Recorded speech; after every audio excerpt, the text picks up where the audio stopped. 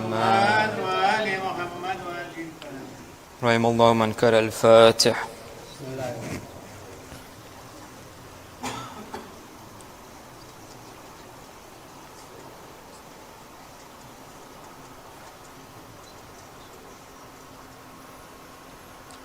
لا حول ولا قوة إلا بالله العلي العظيم. أعوذ بالله من الشيطان الرجيم. بسم الله الرحمن الرحيم.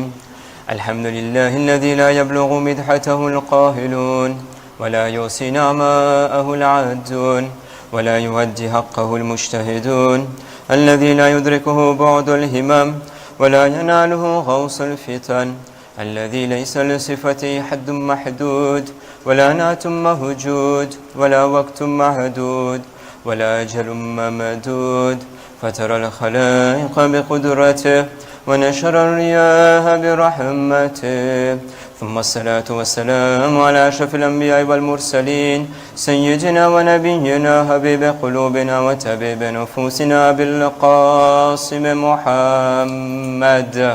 اللهم صل على محمد وعلى آل بيته الطيبين الطاهرين المعصومين المظلومين المنتخبين المنتجبين، الذين أذهب الله عنهم الرجس وطهرهم تطهيرا. اللهم صل على محمد ولعنة الله على أعدائهم وقاتلهم وغاصب حقوقهم ومنكر فضائلهم ومصائبهم وولايتهم والشاكين فيهم والمنحرفين عنهم. أما بعد، بسم الله الرحمن الرحيم. اللهم كن لوليك الحجة ابن الحسن صلواتك عليه وعلى آبائه في هذه الساعة وفي كل ساعة وليا وحافظا وقائدا وناصرا ودليلا وعينا حتى تسكنه أرضك توها وتمتعه فيها طويلا برحمتك يا أرحم الراحمين. اللهم صل على محمد وآل محمد. أما بعد، السلام عليكم جميعا ورحمة الله وبركاته.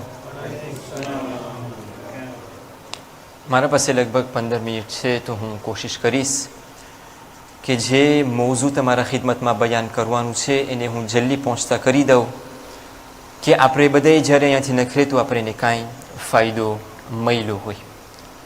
અલ્હમ્દુલિલ્લાહ, મને પહેલી વખત નસીબ થાય છે આ જમાતના સામે તકરીર પેશ કરવાનું. મને ખુશી થાય છે તમારા બધાએ ચહેરાને જોઈને. આપણે એક હદીસ ઉપર રેફરે થાય તો રિવાયતમાં આપણને મળે છે, સે rapporté કે મૌલાએ કાયનાત આ હદીસને બયાન કર્યા છે. એ હદીસ કઈ છે? પોતે ફરમાવે છે, إن هذه القلوب تمل كما تمل الأبدان فابتغوا لها ترائف الحكم. Certes, ces cœurs se lassent, deviennent paresseux, comme se lassent les corps. Cherchez donc les subtilités des sagesses pour donner de la force au cœur. મૌલા ફરમાવે છે કે જેવી રીતના ઇન્સાનનું શરીર થાકે છે, અને આપણે બધે જોઈ છે, અને ખાસ કરીને આ મહિનાની અંદરમાં હજી હમણાં તો હજી આપણે બધે તાજા માજા છે, પણ માહ મુબારક રમઝાનના જ્યારે છેલ્લા દિવસ આવશે ત્યારે એટલા બધા થાક્યા હશે કે ઈદની વાત જોતા હશે. રોજા રાખીને થાકે છે. એટલે મૌલા ફરમાવે છે કે જેવી રીતના ઇન્સાનનું શરીર થાકે છે, એવી રીતના ઇન્સાનનું દિલ પણ થાકે છે. પણ અજબની વાત એ છે કે મૌલા આપણને કહેતા ગયા કે એ ઇન્સાન, તારું દિલ થાકે છે, પણ આપણે આ શરીરની વ્યાધિમાં રહ્યા, પણ આ દિલની વ્યાધિ કોઈ દિવસ નથી કરતા. મૌલા કહે છે કે દિલ જેવી રીતના શરીર થાકે છે, એવી રીતના દિલ પણ થાકે છે. તો તમે એને એવી વસ્તુઓ આપો, હિકમતની વસ્તુ, કે આ દિલ પાછો તાજો માજો થઈ જાય.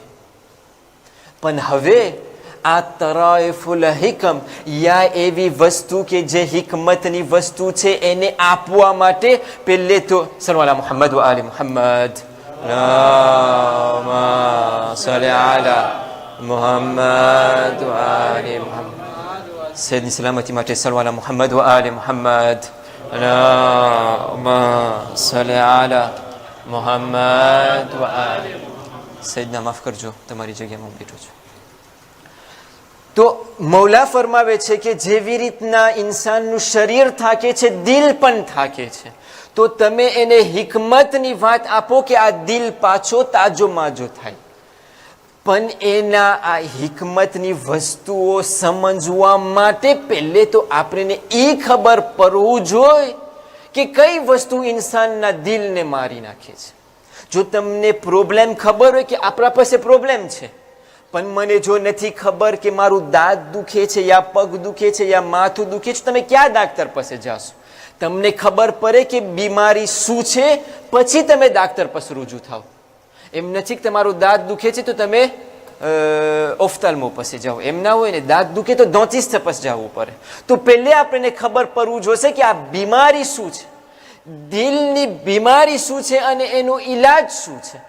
જો બીમારી નહીં ખબર પડે તો ઈલાજ આપણને નહીં ખબર પડે. તો આપણા પાસે એક બીજી હદીસની અંદરમાં આપણા ચોથા ઇમામ ઇમામ ઝૈનુલ આબિદીન અલૈહિ સલામ અલ્લાહુમ્મા સલ્લી અલા મુહમ્મદ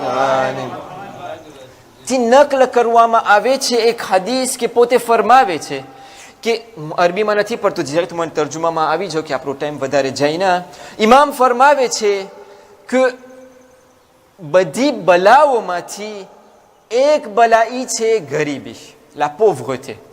બધી બીમારીઓમાંથી બધી બલાઓમાંથી એક બલાઈ છે લા પોવ્રતે, કે ઇન્સાન સૌ ગરીબ માણસ હોય અને ગરીબીમાં પોતે જિંદગી બસર કરતો હોય.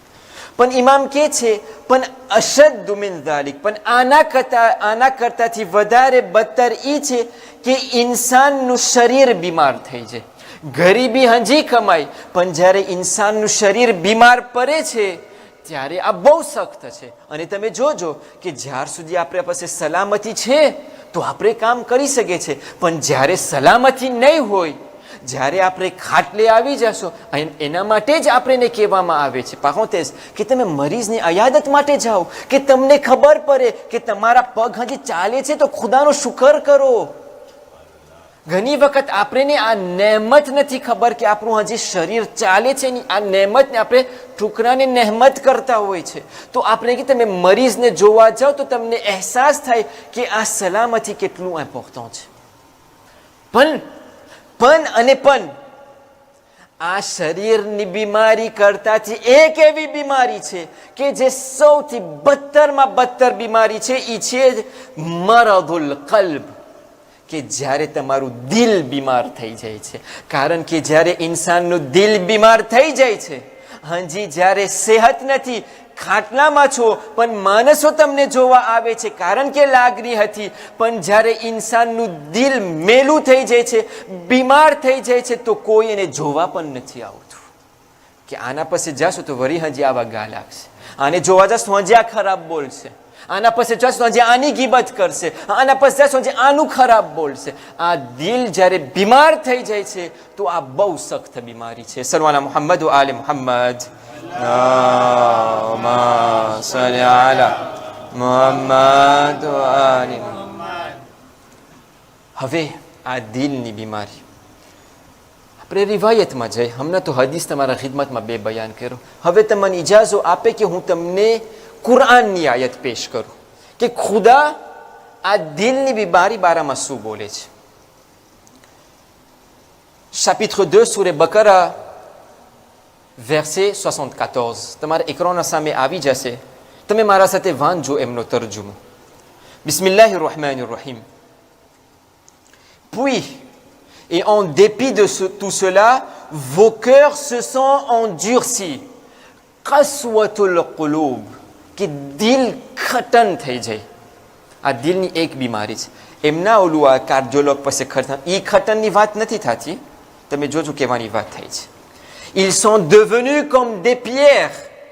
et même plus dur encore. અમુકના દિલ એવા છે કે પાના જેવા ખટન થઈ ગયા છે, અમુકના તો પાના કરતાથી વધારે ખટન છે.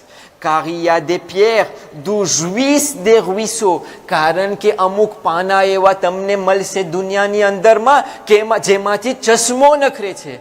અહીંયા આપણી જબાનમાં આપણે કહીએ શું કે છે ને, કાસ્કાદ. કાસ્કાદ ક્યાંથી નાખે? પાનામાંથી જેવું નીકળતી દેખાય કે કાસ્કાદ હોય, અને રૂઈસો. અમુક પાનામાંથી હજી પાણી પસાર થઈ શકે છે, પણ અમુક એવા દિલ છે, તમે જો સ્વીટમાં શું કહે છે, d'autres se fondent pour qu'on surgisse. અમુક એવા પાના છે કે તમે એમને ઓગાળી શકો અને તમે એનાથી કઈ સારી વસ્તુ તમને મળે. અમુક એવા પાના છે કે તમે એને ઓગાળો તો તમને સારી વસ્તુ મળે. Pour qu'on surgisse, l'eau d'autres s'affaissent par crainte d'Allah. Et Allah n'est certainement jamais inattentif à ce que vous faites. પણ અમુક લોકો એવા છે કે આ પાના કે જે નરમ થઈ શકે છે એના કરતાથી આ લોકોના દિલ વધારે ખટન છે કે તમે જેટલી નસીહત એમને આપો એ કોઈ દિવસ દિલ નર્મ નથી થતું. પણ આ બીમારી શા માટે આવે છે? આ ઇન્સાનનું દિલ શા માટે ખટન થઈ જાય છે? હું આ બયાન કરીને પછી તમારા જામતને તમામ કરું છું. ઇન્સાનનું દિલ શા માટે ખતન થાય છે? આપણે તો ખબર પડી, કસવતુલ કુલુબ છે, એક બીમારી છે કે જેમના મેં દર્શમાં બયાન કર્યા, હું એના કોન્ટિન્યુટીમાં જ હું રહું. લા કોલેર, ગુસ્સામાં ચરું, વાતમાં મારું તોપેરામાં ચરી જાય. અને ખાસ કરીને આ ટાઈમે 6:30 થયા છે, ફક્ત 15 મિનિટ થયા છે ઇફતારના. આ ટાઈમે તો અમુક લોકો હોય લોકો સાથે વાતું પણ ના કરાવાય. અને હું નથી કહેતો, આપણે જોઈ છે કે અમુક સાથે વાતું પણ ના કરાવાય આ ટાઈમ. કારણ કે જો આપણાથી એક બોલ આડું અવરું હાયલું ગયું એટલે એનો તોપેરામાં આટલો ચરી જશે, પછી ભલે એ સારો માણસ હશે પણ એ પછી બોલી દેશે. આ ગુસ્સો એવી વસ્તુ છે કે ઇન્સાનને બરબાદ કરી નાખે છે. જેવી રીતના હું હમણાં દર્શમાં બયાન કર્યું કે આપણા મૌલાએ કાયનાત ઇમામ અલી ઇબ્ન અબી તાલિબ અલૈહિ સલામ, અલ્લાહુમ્મા સલ્લી અલા મુહમ્મદ, જે રિવાયત નકલ કરવામાં આવે છે કે બોલ જ્યાર સુધી ઇન્સાનના મોઢામાં હોય તો પોતે એનો માલિક છે, પણ જ્યારે આ બોલ મોઢામાંથી નખરી જાય છે પછી આ બોલનો પોતે ગુલામ થઈ જાય છે. જ્યાર સુધી આ બોલ મોઢામાં નથી નખરતો ત્યાર સુધી હું એને કંટ્રોલે કરી શકું છું. J'ai le choix de le dire ou de ne pas le dire.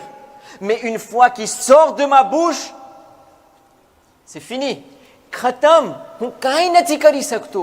Je suis obligé d'être derrière ces paroles-là. Par exemple, હું તમને હમણાં એક વસ્તુ બોલી દઉં, હું ગુસ્સામાં ચડ્યો અને તમને જીનેથી બોલી દીધો, એ બોલ મારા કબર સુધી મને સાંભળવું પડશે ઘણી વખત કે શેખ યાદ છે ને 15મી માય રમઝાનમાં તું મને આવી રીતના બોલ્યો હતો.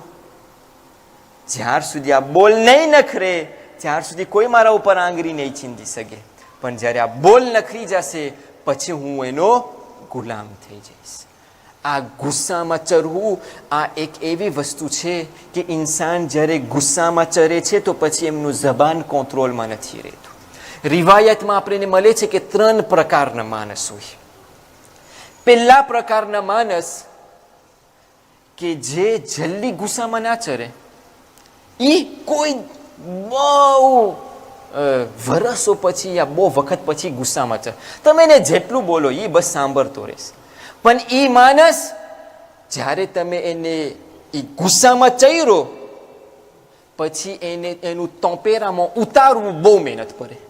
એ કોઈ દિવસ ગુસ્સામાં ના, પણ જ્યારે એ ચર્યો પછી એને ગુસ્સામાંથી ઉતારવું બહુ મહેનત પડે.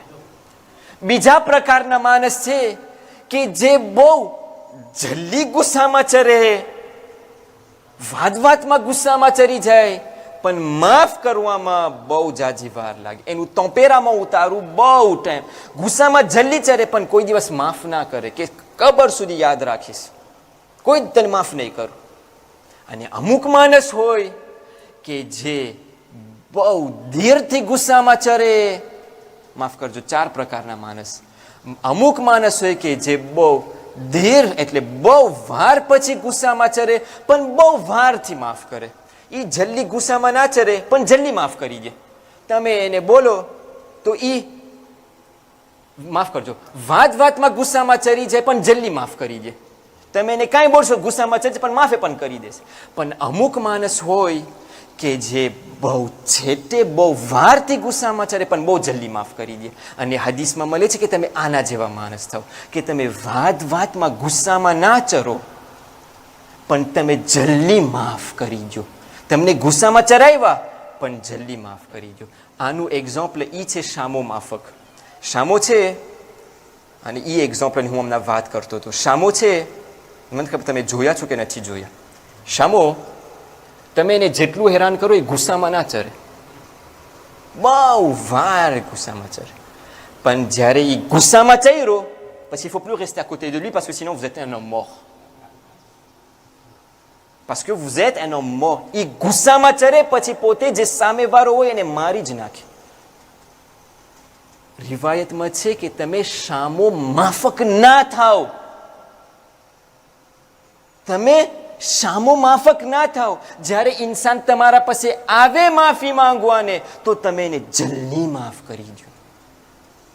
અને આ માહે મુબારક રમદાનમાં આ દિલની બીમારી કાઢવા માટે આ ગુસ્સાને, તમને ખબર છે એનું ઈલાજ શું છે કે કેવી રીતના માણસ જલ્દી માફ કરે, કેવી રીતના આ ગુસ્સાને દિલમાંથી કાઢે, જલ્દી માફ કરીએ. એક માણસ જ્યારે શીખે ને જલ્દી માફ કરવાની તો એ બહુ ઓછા ગુસ્સામાં ચરે. પાછું એને ખબર છે કે એને બોલશે તો એ માફ કરી દેશે, તો પછી કોઈ દિવસ ગુસ્સામાં નહીં ચરે. તો આપણે રિવાયતમાં છે કે તમે આના જેવા માણસ બનો. જ્યારે આ વસ્તુ આપણે સમજી જશો ત્યારે આપણને એ આયત સમજ પડશે લઅલ્લકુમ તત્તકૂન, કે રોજા એના માટે આપણને રાખવામાં કીધું છે કે તમે તકવા ઇખ્તિયાર કરો. જ્યાર સુધી આ વસ્તુ આપણે નહીં સમજે આપણા રોજા ફક્ત કુબા રોટલી ને સમોસા જ રહેશે અને આમાંથી આપણે કોઈ દિવસ આગળ નહીં વધે. રબ્બના તકબલ મિન્ના ઇન્નકા અંત સમીઉલ અલીમ. ખુદા પાસે હું દુઆ માંગુ છું, ખુદાયા આ દિવસમાં મૌલા અલ મુશ્તબાની વિલાદતનો દિવસ હતો, આ 15મી માહ રમદાન. ખુદાયા ઇમામ હસનના વાસ્તાથી આ અમારી કલીલ ઇબાદતને તું કબૂલ ફરમાવ. ખુદાયા અમારા બધા ગુનાહ કબીરા અને ગુનાહ સગીરાને તું મુઆફ ફરમાવ. ખુદાયા જેટલા અમારાથી નારાજ છે આ લોકોને માફ કરવાની અમને નેક તૌફીક ઇનાયત ફરમાવ. ખુદાયા અમારી બધી ઇબાદતોને તું કબૂલ ફરમાવ. ખુદાયા ઇમામે ઝમાનાના ઝુહુરમાં તાજીલ ફરમાવ અને અમને એમના સિપાહીઓમાંથી શુમાર ફરમાવ.